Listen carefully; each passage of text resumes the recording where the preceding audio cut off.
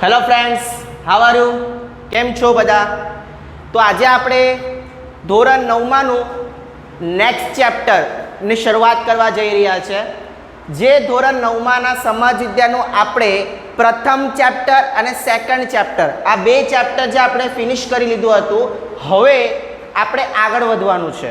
મને આશા છે કે તમે બધા વિડીયો શાંતિથી જોયા હશે અને દરેક વિદ્યાર્થીએ જે અત્યારે મારો વિડીયો જોઈ રહ્યો છે એ દરેક વિદ્યાર્થીએ પ્રથમ ચેપ્ટર અને દ્વિતીય ચેપ્ટર હું તમને હોમવર્ક આપું છું કે પ્રથમ ચેપ્ટર અને દ્વિતીય ચેપ્ટર ધોરણ 9માનું એ બંને ચેપ્ટરના સ્વાધ્યાય તમારે તમારા નોટબુકમાં કરવાનું છે. અત્યારે કોઈ પણ પ્રકારની ગાલા સ્વાધ્યાય પોથી લેવાની કંઈ જરૂર નથી. તમારે ફક્ત ને ફક્ત તમારા ચોપડીના અંદર જે પાછળ સ્વાધ્યાય આપેલા છે, 2-4 MCQ આપેલા છે, એ તમારે એક નોટની અંદર ચોપડીમાંથી સવાલ ગોતીને તમારે લખવાના છે. એ તમારું હોમવર્ક છે. પ્રકરણ પહેલું એટલે કે ચેપ્ટર પહેલું અને ચેપ્ટર બીજું. કેમ કે તમે પોતે સ્વાધ્યાયના સવાલ ગોતીને વ્યવસ્થિત લખશો તો તમને ખ્યાલ પડી જશે. અને મેં બધા ચેપ્ટર બંને ચેપ્ટર એ રીતના સમજાવ્યા છે કે તમને બધી રીતે ખબર પડે. અને મિત્રો, આપણને ખબર છે કે સમાજ વિદ્યામાં 3 ભાગ પડે. બધાને ખબર છે છઠ્ઠા ધોરણથી સમાજ વિદ્યામાં 3 ભાગ પડતા હોય છે. પહેલો ભાગ હોય હિસ્ટ્રીનો પાર્ટ એટલે કે ઇતિહાસનો ભાગ હોય. બીજો ભાગ હોય પોલિટી એટલે કહેવાય નાગરિક શાસ્ત્ર એટલે કે બંધારણનો પાર્ટ હોય.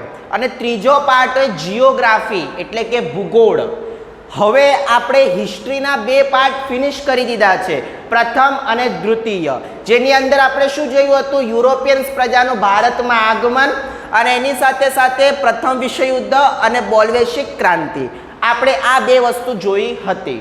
હવે હું તમારી સાથે નવો ચેપ્ટર લઈને હાજર થયો છું અને આ ચેપ્ટર છે બંધારણની સાથે જે ધોરણ 9માં 8મું ચેપ્ટર છે, જેનું નામ છે ભારતના રાજ્ય બંધારણનું ઘડતર અને લક્ષણો. અને આ ચેપ્ટર છે મિત્રો પોલિટી એટલે કે બંધારણનું ચેપ્ટર છે તમારા ચોપડીમાં પાઠ નંબર 8.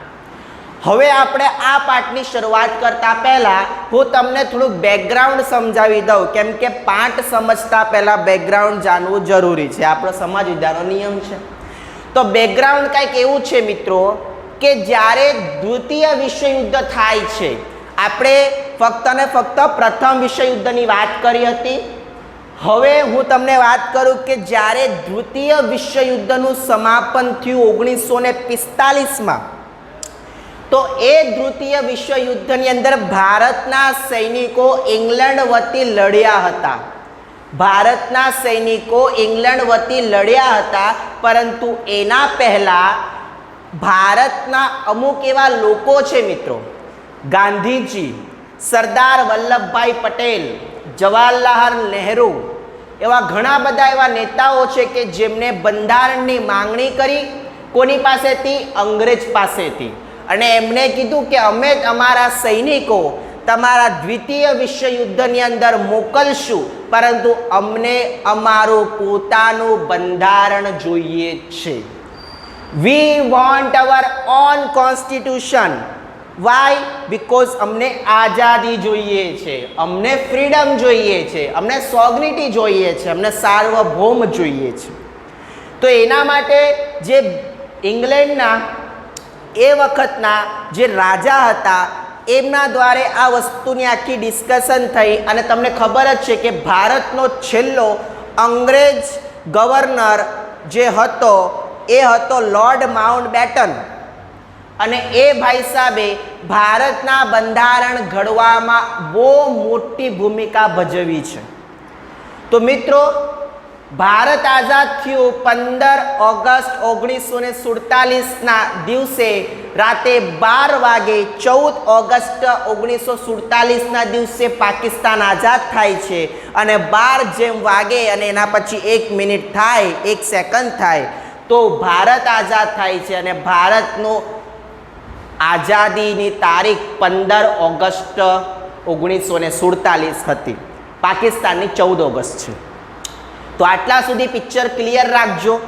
આપણે બંધારણની માંગ ક્યારે કરી? જ્યારે યુરોપિયન્સ કન્ટ્રી વચ્ચે દ્વિતીય વિશ્વયુદ્ધની શરૂઆત થઈ 1939નો સમય છે મિત્રો, અને ત્યારે આપણા મહાનુભાવો એવા ઘણા બધા નેતાઓ હતા કે જેમને બંધારણની માંગણી કરી, કેમ કે આપણને આઝાદી જોઈતી હતી. એટલે એના માટે દ્વિતીય વિશ્વયુદ્ધમાં કંઈક એવી સંધિ થઈ કે અમે તમને તમારું બંધારણ આપશું. એટલે કે અંગ્રેજ લોકોએ એમ કીધું કે અમે તમને આઝાદ કરી દઈશું, પણ એના વતી તમે તમારા સૈનિકો અમને દ્વિતીય વિશ્વયુદ્ધમાં લડવા માટે આપો. એવી બધી ચર્ચા થઈ અને પછી દ્વિતીય વિશ્વયુદ્ધ 1945માં ફિનિશ થયું.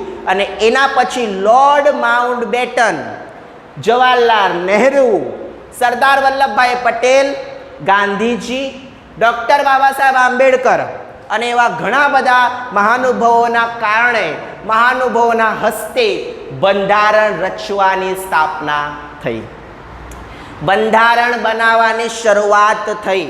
અને આની અંદર ટોટલ 27 કમિટી હતી, જેનામાંથી આપણે ફક્ત ને ફક્ત મેન કમિટીને ધ્યાનમાં રાખીએ છીએ. અને એના મેન કમિટીના જે અધ્યક્ષ હતા, જેને કહેવાય ખરડા સમિતિ, પ્રારૂપ સમિતિ, ડ્રાફ્ટિંગ સમિતિ, અને એના જે અધ્યક્ષ હતા એ હતા ડૉક્ટર ભીમરાવ આંબેડકર. અને એમને આપણે બંધારણના પિતા તરીકે ઓળખીએ છીએ, the father of a constitution. અને એના માટે આપણે એને આજે પણ યાદ રાખીએ છીએ.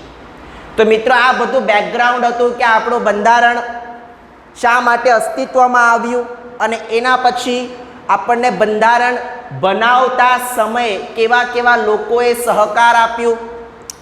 બંધારણનો અર્થ શું કહેવાય, એક પ્રકારનો દસ્તાવેજ હોય, લેખિત દસ્તાવેજ હોય, એની આપણે ચર્ચા કરશું. બંધારણનું મહત્વની ચર્ચા કરશું. What is the important of our constitution, એની ચર્ચા કરશું. બંધારણની ઘડતર પ્રક્રિયા, આખું જે બંધારણ બનતું હતું, જેના અંદર 2 વર્ષ 11 મહિના અને 18 દિવસ, 2 વર્ષ 11 મહિના અને 18 દિવસનો સમય લાગ્યો હતો. અને 60 જેટલા દેશોનો બંધારણનો વિચાર અભ્યાસ કરીને અને 264 જેટલી 266 જેટલી સમિતિ બેઠી અને એના પછી આપણા બંધારણનું ઘડતર થયું. એ બધું આપણે આમાં જોશું મિત્રો. અને છેલ્લે જવાહરલાલ નહેરુએ એક સભાની અંદર એક ઉદ્દેશ પ્રસ્તાવ રજૂ કર્યું. અને એ ઉદ્દેશ પ્રસ્તાવ જ્યારે 1946માં જવાહરલાલ નહેરુએ ઉપસ્થિત કર્યું હતું, એને કહેવામાં આવે આમુખ, પ્રિએમ્બલ. એની પણ આપણે ચર્ચા કરશું મિત્રો. તો ટોટલી આ ચેપ્ટર આપણા બંધારણ સાથે રિલેટેડ ચેપ્ટર છે. 8મું ચેપ્ટર, 9મું, 10, 11 એવા ચેપ્ટર જે છે એ આપણા બંધારણને સંબંધ ધરાવતા ચેપ્ટર્સ છે. તો આની આપણે વિગતવાર ચર્ચા કરશું. એટલે મેં તમને બધી વસ્તુ શાંતિથી સમજાવીશ. તમારે વિડીયો જોતા સમયે પોતાના પાસે ટેક્સ્ટ બુક રાખવાની છે ફરજિયાત. કેમ કે મિત્રો, ધોરણ 8માં તમે જે સમાજ વિદ્યા ભણી ગયા એ સમાજ વિદ્યા થોડુંક ઇઝી હતું. રાજા મહારાજા, આ વંશ, પેલું સુભાષચંદ્ર બોઝ, આ બધી રાજા રામ મોહન રાય, એવું બધું હતું. પણ 9માનું સમાજ વિદ્યા થોડુંક 8મા કરતાં અઘરું છે, યાદ રાખજો. શા માટે? કેમ કે આની અંદર તમને મેચ્યોર થવાનું છે, તમારે વસ્તુને સમજવાની છે. તો ચાલો મિત્રો, 8મું ચેપ્ટર, ધોરણ 9માનું 8મું ચેપ્ટર શરૂઆત કરું છું. તો દરેક વિદ્યાર્થી મિત્રો પોતાની પાસે ટેક્સ્ટ બુક રાખશે અને મારી બધી વાત શાંતિથી સાંભળશે. સૌથી પહેલાં આપણે વ્યાખ્યા મેળવવાની છે બંધારણ એટલે શું. બંધારણનો અર્થ મિત્રો, બંધારણને ગુજરાતીમાં બંધારણ કહેવાય, હિન્દીમાં સંવિધાન કહેવાય, ઇંગ્લિશમાં કોન્સ્ટિટ્યુશન કહેવાય. ઘણા બધા નામ છે, પણ આપણે એનો અર્થ શું થાય છે, vote is the meaning of constitution, એને આપણે ચર્ચા કરશું. બહુ સરળ, સીધી, સિમ્પલ, એક જ લાઈનમાં વ્યાખ્યા તમારા ચોપડીમાં આપેલી છે કે કોઈ પણ દેશનું શાસન ચલાવવા માટે, ઘડવામાં આવેલા નિયમોના વ્યવસ્થિત સંગ્રહને દેશનું બંધારણ કહેવામાં આવે છે. તમારે આ વ્યાખ્યા મગજમાં ફિટ રાખવાની છે. શા માટે? કેમ કે આ સવાલ હોઈ શકે કે બંધારણ એટલે શું? તો કોઈ પણ દેશનો લેખિત દસ્તાવેજ કે જેના અંદર જે નિયમો આપેલા છે, જે વ્યવસ્થા આપેલી છે, એ વ્યવસ્થા દ્વારા એ આખો દેશ ચાલતો હોય, એનો લેખિત દસ્તાવેજ હોય, એને આપણે કહીએ બંધારણ. એને જ આપણે કહીએ હિન્દીમાં સંવિધાન. આગળ જોઈએ, ફરીથી વ્યાખ્યા રિપીટ કરું છું, યાદ રાખજો. કોઈ પણ દેશનું શાસન ચલાવવા માટે ઘડવામાં આવેલું નિયમોના વ્યવસ્થિત સંગ્રહને આપણે એ દેશનું શું કહેશું મિત્રો? બંધારણ.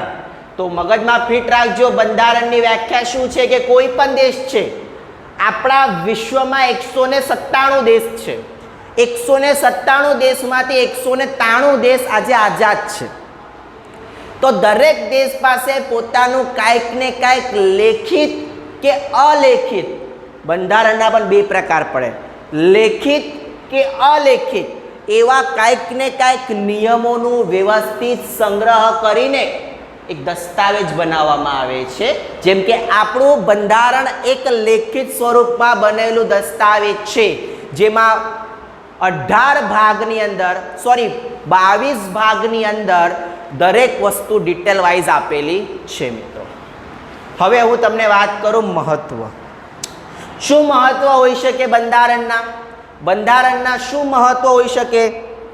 એવું તો શા માટે બંધારણ લાવવું જોઈએ?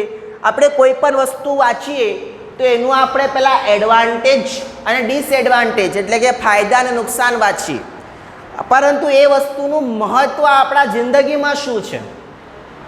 બંધારણ બન્યું તેનું મહત્વ શું છે કે આપણા જિંદગીમાં શા માટે બંધારણ ઇમ્પોર્ટન્ટ છે? હું છું, તમે છો, તમારા જિંદગીમાં બંધારણનું શા માટે મહત્વ છે? એવું આપણે સવાલ પૂછીએ તો ઘણા બધા એના જવાબ મળી શકે. Why important a constitution in our life? Because આના પહેલાં બંધારણ થવાના પહેલાં આપણી જિંદગી ગુલામીવાળી જિંદગી હતી. કેમ કે આપણે ગુલામ બન્યા હતા દિલ્હી સલ્તનત માટે, આપણે ગુલામ બન્યા હતા મુઘલ સલ્તનત માટે, આપણે ગુલામ બન્યા હતા બ્રિટિશર્સ માટે, અને એના પછી આપણે આઝાદ થયા. તો મિત્રો, એ ગુલામીમાં જે જિંદગી હતી, જે આપણા દાદાઓ પરદાદાઓ જે વખતે હતા, એ ગુલામીમાં જે જિંદગી હતી, એ જિંદગીમાં લોકો પાસે કોઈ પણ અધિકાર નહોતા. They haven't any kind of the fundamental rights to live in their life. એમની પાસે કોઈ પણ પ્રકારનો ફંડામેન્ટલ રાઇટ એટલે કે મૂળભૂત અધિકાર નહોતો. રાજા કે એ પ્રકારે પ્રજાને કરવાનો. પરંતુ અત્યારે જ્યારે બંધારણ આવી ગયું છે ને મિત્રો, તો આના કારણે આપણા જિંદગીમાં આનું અતિશય મહત્વ છે. બિકોઝ હું જે બોલી શકું છું, આ બંધારણે મને આપેલો મારો અધિકાર છે.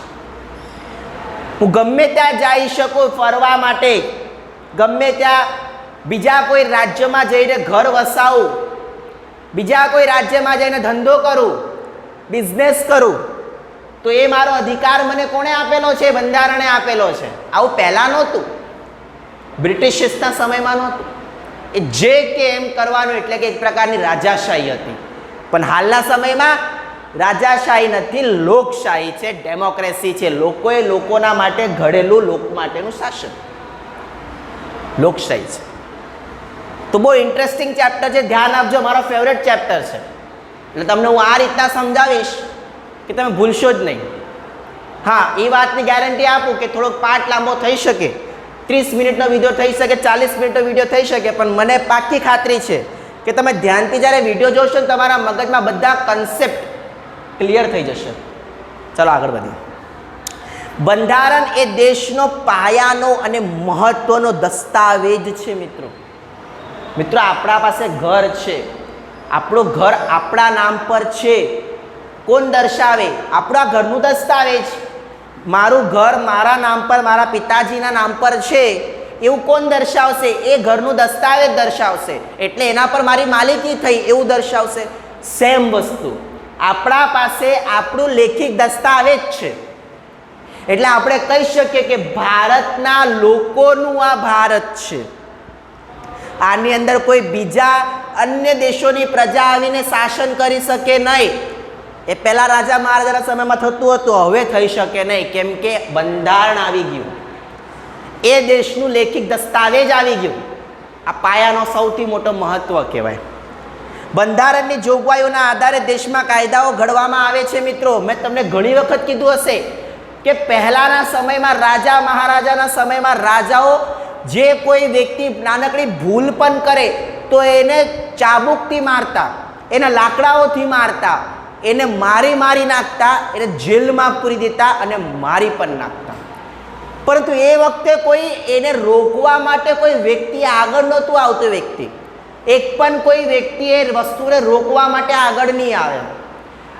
કેમ કે ત્યારે રાજાશાહી હતી. મિત્રો, પરંતુ આજે આપણું બંધારણ આવી ગયેલું છે, એટલે બંધારણના કાયદામાં એવી બધી વસ્તુ આપેલી છે કે આજે મને કોઈ પણ વ્યક્તિ મારે કે કોઈ પણ વ્યક્તિ મને કિડનેપ કરે કે કોઈ પણ વ્યક્તિ મારા પર દબાણ કરે, એને અટકાવવા માટે આપણા પાસે પોલીસ છે.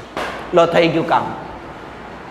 પોલીસ છે આપણા પાસે. ક્યારથી? 1860માં જ્યારે આઈપીસી બની, ઇન્ડિયન પિનલ કોડ, અને સીઆરપીસી બની. તો હવે કોઈ વ્યક્તિ કોઈ બીજા વ્યક્તિને મારે, એને હેરાન કરે, છોકરીને હેરાન કરે, તો એને અટકાવવા માટે આપણા પાસે કાયદાઓ છે. પહેલાના સમયમાં એવા કાયદાઓ ન હતા. એટલે આજના સમયની અંદર આપણા જિંદગીના અંદર બંધારણનું એટલા મોટા પાયા પર મહત્વ છે કે પહેલાના સમય કાયદાઓ નહોતા, કોઈ પણ લો નહોતું કે જે લોને આપણે ફોલો કરીને આપણો ભારત દેશ ચલાવી. પણ આજના સમય પર વી હેવ અ લો. આપણી પાસે આપણા નિયમ છે, આપણી પાસે આપણા કાયદાઓ કાનૂન છે કે જેની કારણે ભારતનો દરેક નાગરિક એના મનચાહી સ્થિતિમાં જિંદગી જીવી શકે છે. એને કોઈ અટકાવવાળો નથી કે ભાઈ તું આવું જ કર. નહીં, એ પહેલાં થતું હતું, બંધારણ આવવાના પહેલાં. હવે આવી ગયું બંધારણ, કોન્સ્ટિટ્યુશન. આગળ વધી. કાયદાઓ બંધારણને સુસંગત અને બંધારણીય જોગવાઈઓ આધારીને જોવા જોઈએ. મિત્રો, 100%ની વાત. બંધારણમાં જે લખેલું છે એના દ્વારા દેશ ચાલવાનો છે. બંધારણમાં જે લખેલું છે એના દ્વારા દેશ ચાલવાનું છે. એટલે સિમ્પલ વાત છે કે બંધારણનો કોઈ ઉલ્લંઘન કરે તો એને દંડ થશે, 100% થશે. એટલા માટે આપણી પોલીસ વ્યવસ્થા બનાવવામાં આવી. બંધારણ કાયદાઓથી સર્વોપરી છે. જુઓ મિત્રો, યાદ રાખજો, આ વસ્તુ ભૂલતા નહીં. બંધારણ કાયદાઓથી સર્વોપરી છે. ભારતમાં સમાનતા છે. મતલબ શું? કે તમે કાળા છો, ધોળા છો, નાટા છો, લંબા છો, ગરીબ છો, અમીર છો, શ્રીમંત છો, તમારા પાસે બંગલા છે, તમારા પાસે ઝૂંપડી છે, તમારા પાસે કરોડો રૂપિયા છે, તમારા પાસે રૂપિયો નથી, પણ તમે બધા સમાન છો. They all are equal for a law. એ લોકો કાયદાની સમાન, કાયદાની સાપે કેવા છે? સમાન છે. હું દરેક વ્યક્તિ સમાન છે. જ્યારે વોટિંગ આપવા ચૂંટણી થાય ત્યારે દરેક વ્યક્તિ વોટ આપવા જાય. એટલે એ લાઈનમાં બધા તમે જે ઊભા રાખેલા છે ને એ બધા અલગ અલગ પ્રોફેશનના લોકો હોય, પણ બધાને અધિકાર કેવો છે? સરખો છે કે દરેક વ્યક્તિ એક જ વોટ આપી શકે.